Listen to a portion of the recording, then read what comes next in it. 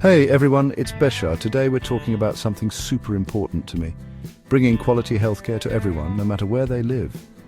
Specifically, we're diving deep into the world of physical therapy in rural villages. Are you asking about how to provide physical therapy services in villages, especially for people with disabilities and prosthetic needs? If so, there are several challenges and opportunities to consider. Access to proper healthcare shouldn't be a luxury, but a fundamental right. So let's roll up our sleeves and explore the challenges and, most importantly, solutions to make quality physical therapy accessible to everyone. One of the biggest hurdles we face is the lack of qualified physical therapists in rural areas.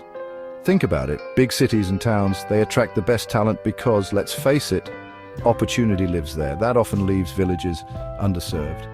And it's not just about having any therapist, it's about having specialists. People with disabilities, those who need prosthetics, they require very specific care, right?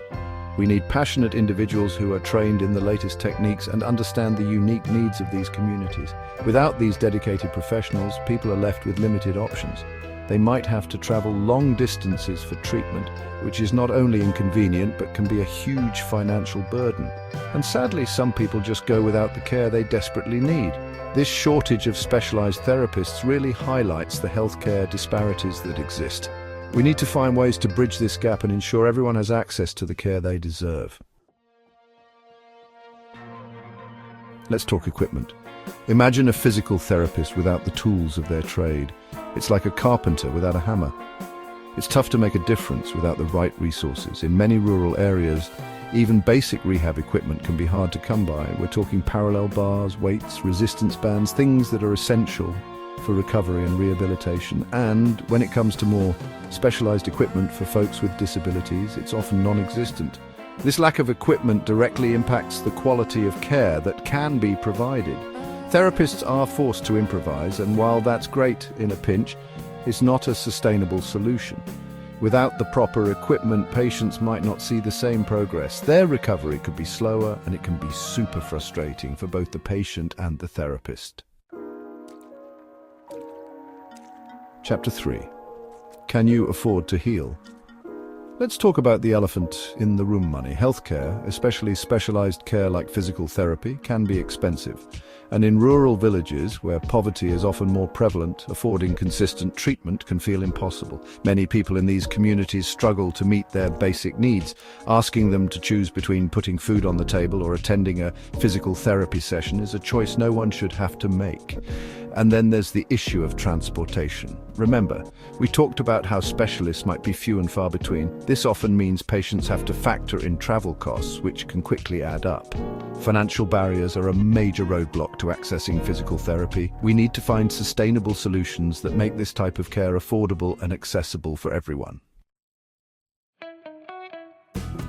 Chapter 4. Knowledge is power, spreading awareness. You know the saying, out of sight, out of mind? Well, sometimes that applies to healthcare too. In rural areas where physical therapy services might be limited or completely absent, there's often a lack of awareness about its importance. People might not understand how much physical therapy can improve their quality of life.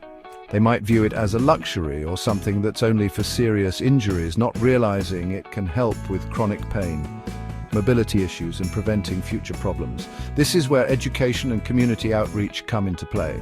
We need to spread the word about the benefits of physical therapy and make sure people know what resources are available, even if they're limited. By raising awareness, we can empower individuals to take control of their health and advocate for better access to care. Outro: building a healthier future together. So what can we do? How do we tackle these challenges and bring quality physical therapy to rural villages? It's not about finding a magic bullet, but about creating sustainable solutions. Would you like to start a project like this in Egypt, maybe through your charity? You could make a significant impact by addressing these challenges and implementing possible solutions like mobile clinics, training local healthcare workers, tele-rehabilitation, low-cost rehab equipment, and community centers. Imagine mobile clinics bringing care directly to remote areas, equipped with essential tools and staffed by passionate professionals. Picture local healthcare workers trained in basic physical therapy techniques, providing on-the-ground support. Think about the power of tele-rehabilitation, connecting patients with specialists virtually.